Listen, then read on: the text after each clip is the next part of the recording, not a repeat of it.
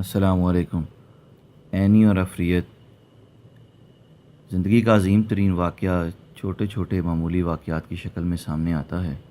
ایک چھوٹا سا چشمہ پھوٹتا ہے اور پھر دیکھتے ہی دیکھتے شوریدہ سر دریا بن کر آپ کی شخصیت کو خش و خاک کی طرح بہا کر لے جاتا ہے۔ وہ اچانک رونما ہوتا ہے، ایسے وقت جب کہ یہ خواہش ہوتی ہے، نہ آرزو، نہ امید، نہ توقع۔ آپ دروازے بند کر چکے ہوتے ہیں، اب یہاں کوئی نہیں آئے گا۔ جب آپ بھرپور زندگی بتا چکے ہوتے ہیں، خود سے مطمئن، تکمیل کے احساس سے سرشار، اس وقت وہ اچانک رونما ہوتا ہے اور آپ کی شخصیت کے اس شاندار ایوان کو، جسے آپ نے سالہ سال ایک ایک اینٹ رکھ کر تعمیر کیا تھا، ایک جھٹکے سے مسمار کر دیتا ہے۔ اور پھر جو آپ دیکھتے ہیں تو کیا دیکھتے ہیں کہ آپ ملبے کے ڈھیر کے سوا کچھ بھی نہیں، کچھ بھی نہیں۔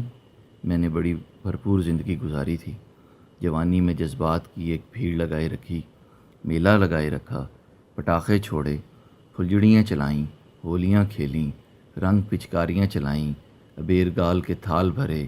میں جذباتی تھا، شدت پسند تھا۔ جذبات اور شدت میری دانست میں خلوص کے مظہر تھے۔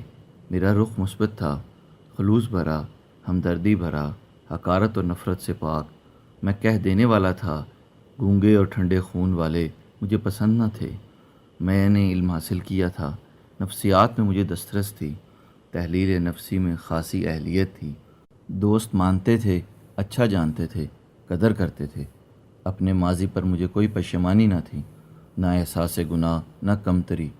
میں نے عشق کیا، محبتیں کیں، افیئرز نہیں، یارانے نہیں، توجہ کے بنا رہا، ذلتیں اور رسوائیاں جھیلیں، فراق و وصال، سبھی کچھ۔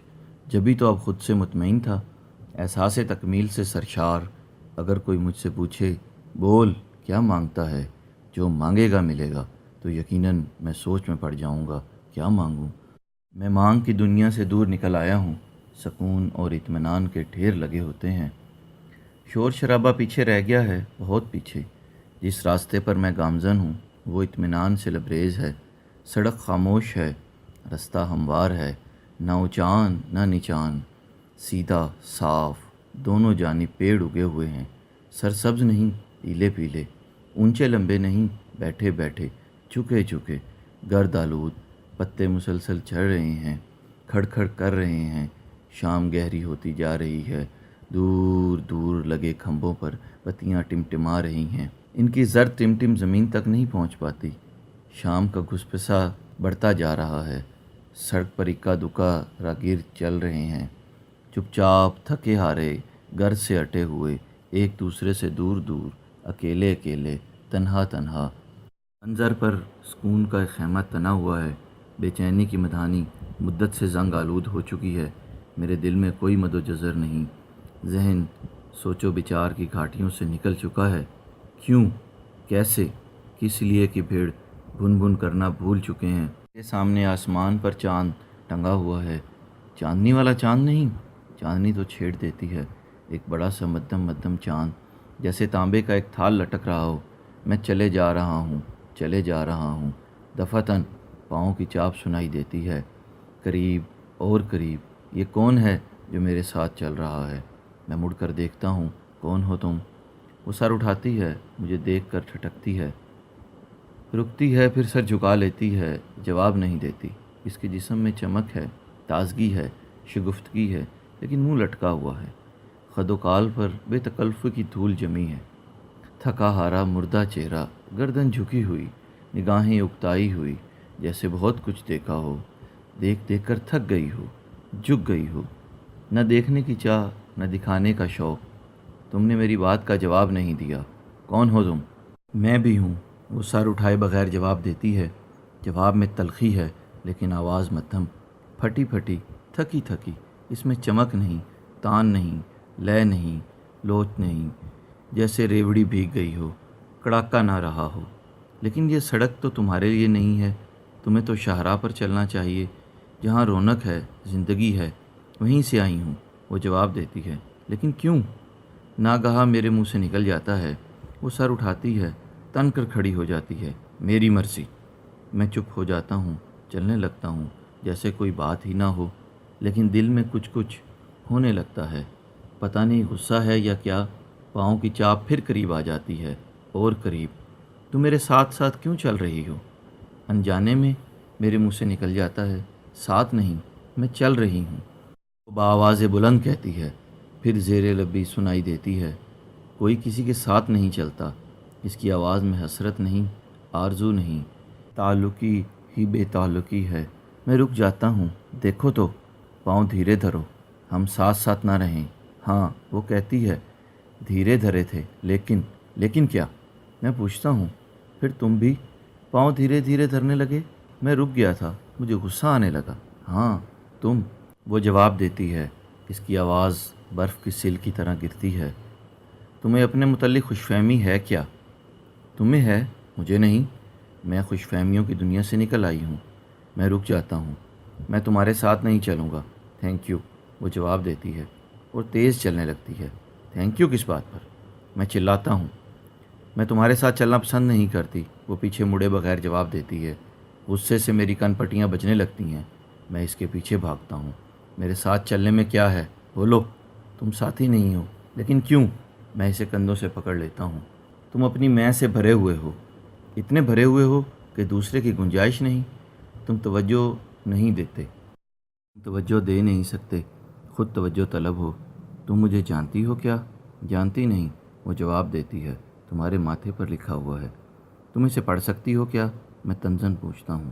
ہاں، وہ سر اٹھا کر جواب دیتی ہے، میں عورت جو ہوں۔ مجھے یوں لگتا ہے جیسے کسی نے سن کر دیا ہو۔ میں اپنے ہاتھ اس کے کندھوں سے اٹھا لیتا ہوں، میری گردن لٹک جاتی ہے۔ مجھے دیکھ کر اس کا رویہ بدل جاتا ہے۔ کہتی ہے، میں تمہیں دکھانا نہیں چاہتی، دل میلا نہ کرو، سچ سننے کی ہمت پیدا کرو۔ اس نے پہلی بار نگاہیں اٹھائی ہیں، مجھ پر بھرپور نظر ڈالی اور مسکرا دی ہے۔ دفعتاً نہ جانے کیا ہو گیا ہے، کچھ ہو گیا ہے۔ رنگ پچکاری چل گئی ہے، پیڑ تن گئے ہیں، پتے ہرے ہو گئے ہیں، بتیاں روشن ہو گئی ہیں۔ چاند کی چاندنی نے سارے منظر کو بھگو دیا ہے۔ میرے ارد گرد ایک بھیڑ لگ گئی ہے، وہ چل پڑتی ہے۔ رک جاؤ، رک جاؤ، میں اس کے پیچھے پیچھے چل پڑتا ہوں۔ پیچھے پیچھے چلنے کا میرا یہ پہلا موقع نہیں ہے۔ زندگی میں بارہا پیچھے پیچھے چلا ہوں۔ مجھ میں یہ صلاحیت نہیں کہ کسی کو پیچھے لگا سکوں۔ دراصل میں ازلی طور پر پیچھے چلنے والوں میں سے ہوں۔ میرا عشق پیچھے چلنا ہے، جو میرے پیچھے چلتی ہے وہ دل سے اتر جاتی ہے۔ جب تک میں پیچھے پیچھے چلتا ہوں جنون قائم رہتا ہے، جب ساتھ ساتھ چلنے کا موقع آتا ہے قدم اکھڑ جاتے ہیں۔ سالہ سال پہلے یہی بات مجھے اماں نے بتائی تھی، لیکن اماں کی بات میں نے کبھی نہ سنی تھی۔ اماں کی بات پر میں کیسے سوچتا؟ میں تو بات بات پر اماں سے کہا کرتا تھا، اماں تم نہیں سمجھتی، جو سمجھنے کی صلاحیت نہ رکھتا ہو اس کی بات پر سوچنا کیسا؟ اماں کی بات کو میں نے کبھی نہ جانا تھا، اور جانا ہی نہیں تھا تو ماننا کیسا؟ دوپہر کا وقت تھا، بدلتے موسم کی ہوا چل رہی تھی، گرتے پتے کھڑ کھڑ کر رہے تھے، اداسی کے ڈھیر لگے ہوئے تھے۔ اس چھوٹے سے گھر میں ہم تین رہتے تھے۔ ننھا منیر دیوار سے لگا بے بسی کی تصویر بنا کھڑا تھا۔ میں ٹین کی کرسی پر بیٹھا دونوں ہاتھوں سے سر کو تھامے فضا کو گھور رہا تھا۔ بوڑھی اماں دیوار سے ٹیک لگائے آلو چھیل رہی تھی، اس کے ہاتھ کانپ رہے تھے۔ دیر تک خاموشی چھائی رہی۔ دفعتاً اماں بولی، ایسے کیسے چلے گا بیٹا؟ میں نے سر اٹھایا، ایسے کیسے کیا اماں؟ کب تک وہ دیوار سے لگا کھڑا رہے گا؟ اس نے منیر کی طرف اشارہ کیا۔ دونوں ہاتھوں میں سر تھامے زمین کو گھورتا رہے گا اور میں، وہ رک گئی۔ مجھ سے اب یہ کچھ نہیں ہوتا بیٹے۔ کیا کریں اماں؟ کوئی گھر والی لے آنا۔ کیسے لے آؤں؟ ملے تو لاؤں، ڈھونڈ رہا ہوں۔ نہ، وہ بولی، اس کا چہرہ یوں پھوٹ گیا جیسے شیشہ تڑک جاتا ہے۔ آواز میں منت بھری ٹوٹ چھلکی، نہ بیٹے نہ، اللہ کے واسطے ڈھونڈ میں نہ پڑنا۔ کیوں اماں؟ میں نے پوچھا۔ کوئی پسند آ گئی تو اس کے پیچھے بھاگے گا؟ وہ رک گئی، انگلی سے آنسو پونچھے۔ پہلے بھی یہی ہوا تھا، 16 سال تو اس کے پیچھے پیچھے بھاگتا رہا تھا، پھر جب وہ مل گئی تو ساتھ ساتھ نہ چل سکا۔ وہ رک گئی۔ جو پیچھے بھاگنے والے ہوتے ہیں بیٹا، وہ ڈرتے ہیں کہ مل نہ جائے، پیچھے بھاگنے کی لذت ختم نہ ہو جائے۔ وہ چپ ہو گئی۔ میں سوچنے لگا، بات سامنے دھری تھی پر میرے پلے نہ پڑی۔ اب میں نے جانا کہ سامنے دھری نہیں دکھتی، جو ڈھونڈ کر رسیا ہو اسے سامنے دھری کیسے دکھے۔ دیر تک ہم چپ چاپ بیٹھے رہے، پھر اماں اٹھی، میرے پاس آئی۔ ہاتھ میرے سر پر رکھ دیا، تھپکا، بولی، بیٹے تو سب کچھ جانتا ہے پر خود کو نہیں جانتا۔ میں تجھے جانتی ہوں، مجھے پتہ ہے تو مجھے کیسے جانتی ہے اماں؟ تو اپنے ابا پر گیا ہے نا، ہو بہو وہی ہے، ہو بہو۔ اور میں نے ساری زندگی اس کے ساتھ گزاری ہے۔ وہ بھی یہی سمجھتا تھا کہ پیچھے بھاگنا محبت ہے، بس وہ بھاگتا ہی رہا زندگی بھر۔ وہ خاموش ہو گئی، دیر تک کھڑی میرے سر پر پیار سے ہاتھ پھیرتی رہی اور میں سر جھکائے بیٹھا رہا۔ اماں، میں نے خاموشی توڑی، محبت کیا ہوتی ہے؟ کچھ دیر کے لیے وہ خاموش رہی، پھر بولی، بیٹے محبت دوڑ بھاگ نہیں ہوتی، طوفان نہیں ہوتی، سکون ہوتی ہے۔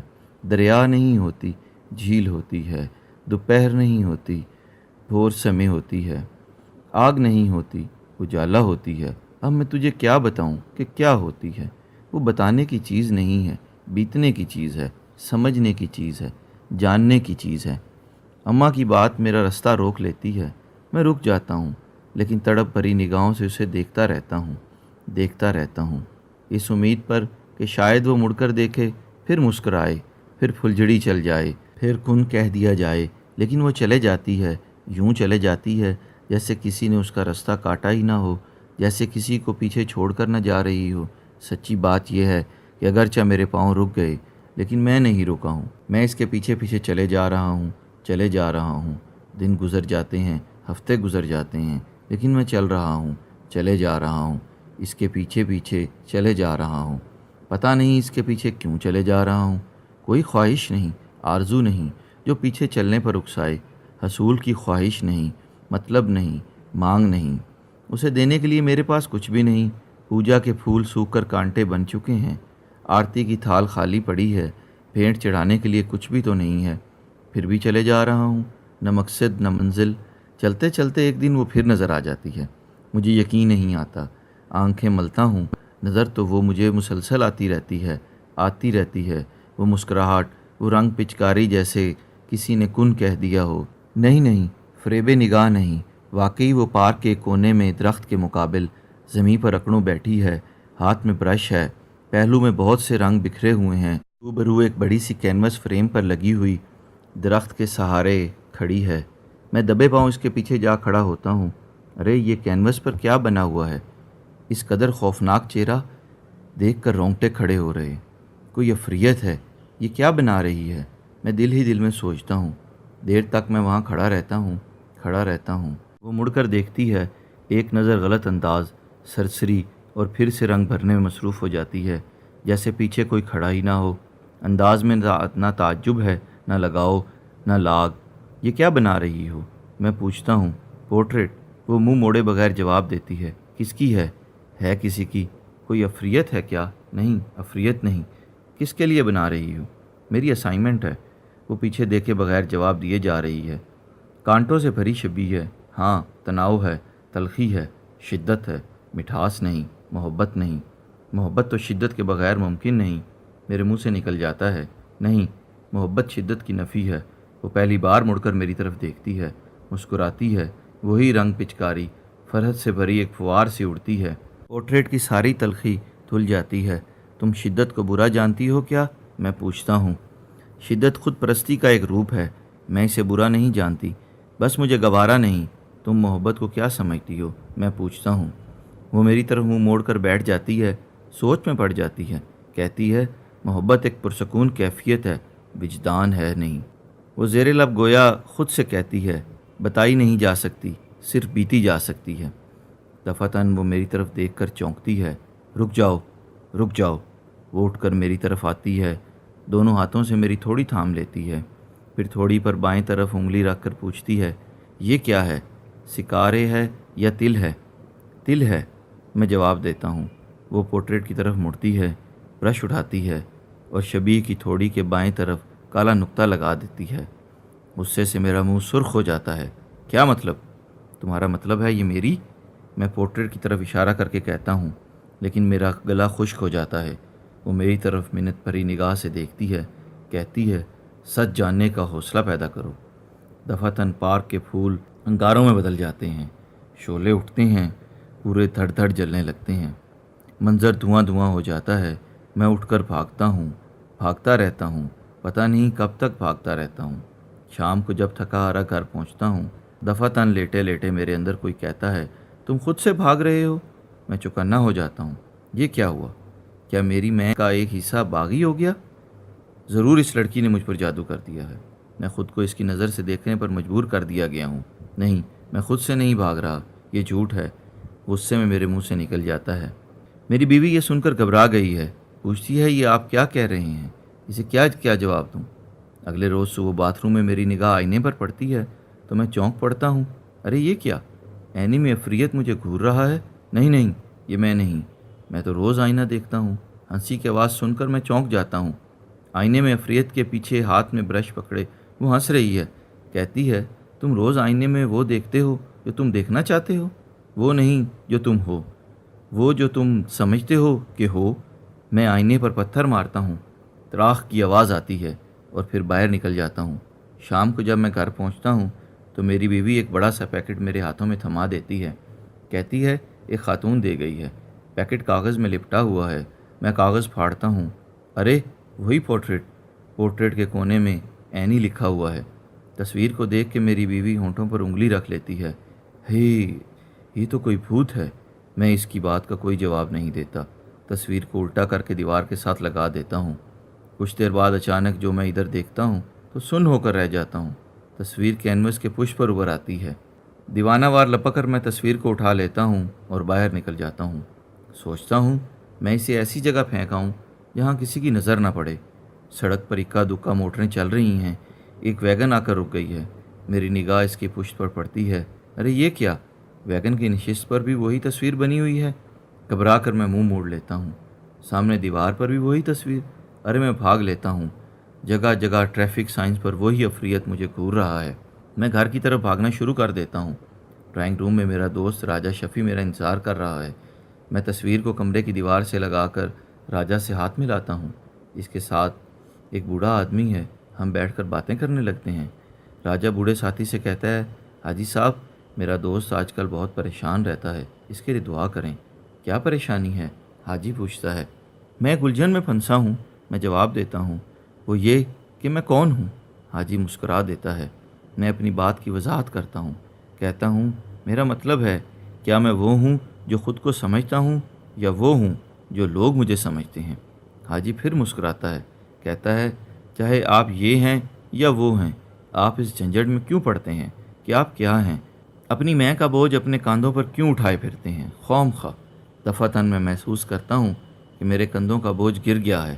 عین اس وقت شفیع چلا کر کہتا ہے ارے یہ کینوس تو خالی ہے۔ میں پورٹریٹ کی طرف دیکھتا ہوں، کینوس واقعی خالی ہے۔